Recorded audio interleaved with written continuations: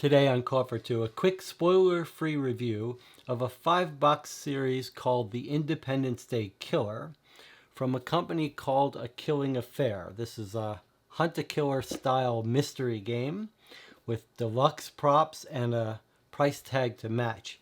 Is this game right for you? Stay tuned to find out.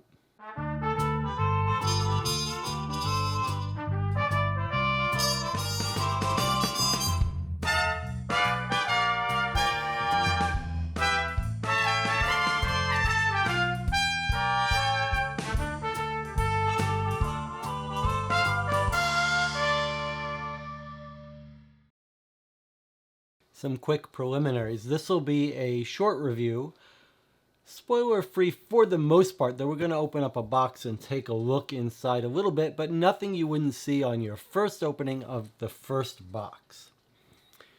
So first of all, what is this game? A lot of people are familiar with Hunt-a-Killer. This is a direct order from the website style of game. This is by a company called A Killing Affair. They've got a bunch of these games in different series with different lengths and price tags, but this is in their Lovely City series, all set in the same town in Florida. This is a 5-box set that you would purchase new for about $150, $160. And they've got a couple of seasons. This is one season, and that matches with the basic approach of Hunt-a-Killer, which is a much more well-known company. You could subscribe and you'd get one of these a month, or you could purchase the whole thing at once. You only play these through once and then you're done. Some of them do have some destruction of elements like Hunt-a-Killer, although if you're very careful, you could avoid that and then trade it and pass it along. It's an expensive experience. Like all the other games on this channel, I did purchase this myself, but I purchased it used from a viewer of the channel who was very careful to put everything back, and it does take some effort. There is internet use in this game. It's non-trivial. Most of your time will be spent dealing with the physical props, though, but you will spend some non-trivial time on the web, mostly with custom websites designed for this case, but some real time spent hunting around. And like Hunt-a-Killer, which is a very close match here to the style, there's a real emphasis on having deluxe props that are sort of impressive. From my perspective, that's not worth the premium costs. I'd rather have just printed material and have it half price, but your mileage may vary. It'll depend on whether you're playing with a larger group and everyone gets a kick out of it, then maybe everyone chips in and it's worth it. Let's open up this first box and look at what you would get. Now, you should know that most of these companies, the first box is the most generous, so just keep that in mind. If you're really super strict about spoilers, you could look away, but again, this is stuff you would see on the promotional material, and you would see it the moment you open your first box. Okay, we've got a little welcome letter. We've got a map. We've got a letter that you would read at the end of every episode. There's a letter with a little epilogue. A little book telling you how to solve certain ciphers. There are ciphers in this game. I've had some real issue in the past with Hunt-a-Killer's use of ciphers as very laborious, unfun, busy work. Here, much more reasonable. A little welcome. Each box has a different little welcome letter, but it tells you how to access the hints and everything on the website. Some little post-it notes that have nothing to do with anything. A little piece of physical evidence. More physical tools. And then in this case, we've got 2 file folders that have the majority of the documents here. Let's just look through. They're not that different. We can look through one of them here. So we've got some police reports, some diagrams, more police medical reports, photos of the people involved in the case. Every box has photos of new people that are introduced, so you'll see photos of everyone you're dealing with here. A little brochure, some newspaper clippings, some written material, and then you've got interviews with suspects or witnesses. Again, lots of reading here, lots of realistic looking police reports and realistic looking documents. Again, this is the first box. This tends to be the most generous, but very similar thing here. Police reports. Very detailed, dense stuff. Some newspaper, some various stuff. And then again, some nice, dense interview transcripts with suspects and witnesses.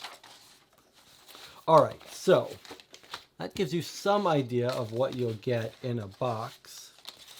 And that's a good launching point here to talk about the highlights of this series for me. In addition to the long experience, most of these sort of cold case document dumps we play are shorter one-off games. Maybe they're $20 or so, $25.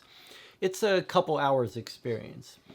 Here we've got a much longer form story and experience that continues through 5 boxes. And it is a compelling story here. The writing is very competent, very good. And, sometimes we play these games and you feel like you're dealing with a writer with a real style and personality. That's not what's happening here. But what is happening here is very convincingly, generously written official police transcripts.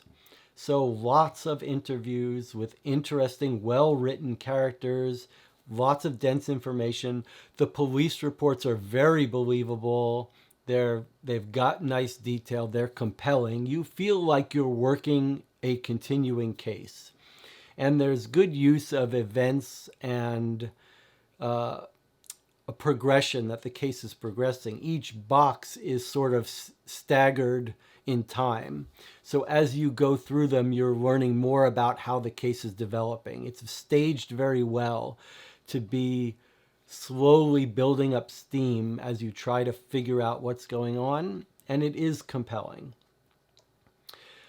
I think in addition to a longer form narrative story and leaning on this idea of a longer experience, in general, the sort of busy work mechanical puzzles here are longer than you would expect in a single game. So when we played these on YouTube, it took probably about 5 or 6 hours per box to solve. Now, it won't take you 5 or 6 hours because we spend a lot of time talking and looking at things and reading everything aloud. But you could expect to spend 2 or so hours on each box. But some of the sort of side puzzles, side work of these games, it does occasionally have a feel of busy work, and busy work that could take you an hour, like an hour to do a puzzle. There are a couple of puzzles in here, a couple of tasks that are fair, they're enjoyable, medium enjoyable, but they feel a little bit like busy work and work that would take you a good chunk of time to do. So I may not be conveying it exactly in the most useful way, but if you play a lot of these games, what you'll find is that puzzles and clues are calibrated to take you a certain amount of time based on the expectations of the players of how long something should take. And what you see here is definitely a willingness for them to take their time and make a longer experience. Whether that's what you're looking for or not, only you can answer. If you like having deluxe items, props, I think this will scratch that itch. There are some really quite nice ones here. For me, that doesn't do anything for me, but your mileage may vary.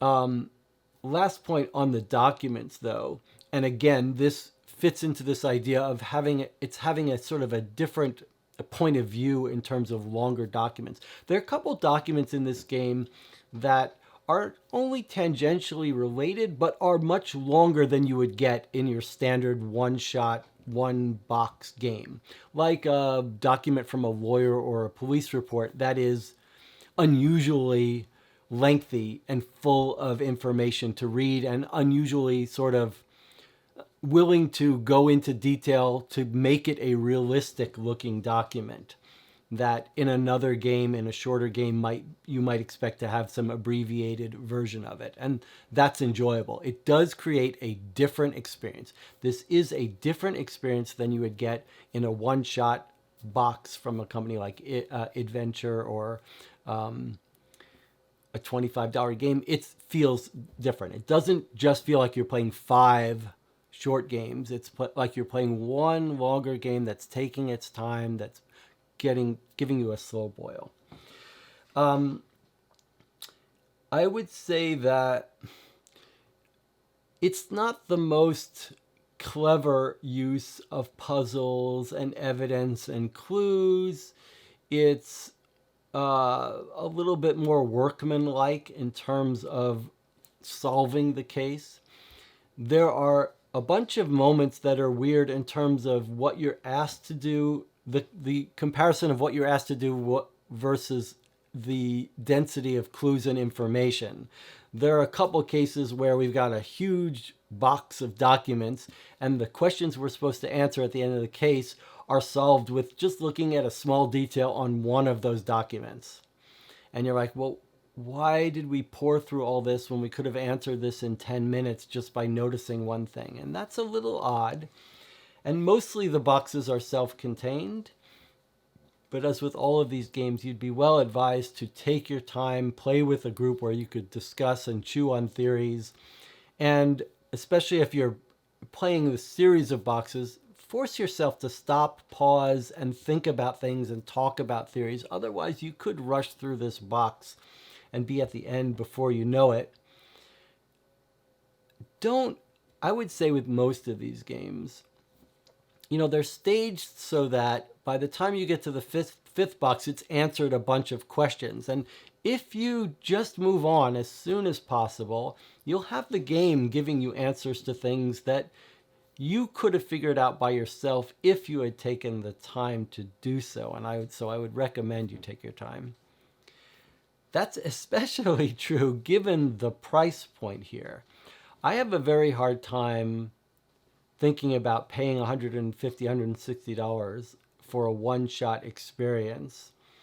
Maybe you might expect if you were playing this by yourself, maybe 3 hours from each box, so 15 hours for $150. That's not a trivial amount. So from my standpoint, I probably wouldn't buy a game like this new. I would trade for it, buy it at half price. Or if you've got a group of 3 or 4 people and you're willing to split the costs and you want a deluxe experience, then this could hit the spot for you. Some quick final thoughts here. Overall, a deluxe, elaborate experience doesn't always work. There are some puzzles that were frustrating that felt like they misfired. But on the other hand, there are some moments of multimedia and sort of the deluxe entire experience that felt like, okay, we're dealing with not your average ordinary case. There's a lot more games by this company available at their website, Killing Affair, and including a new one that they've just kickstarted, which is supposed to be even longer than this experience, which is intriguing, though more expensive. Definitely worth a try if you can pick it up cheaper. And for my money, I would say this.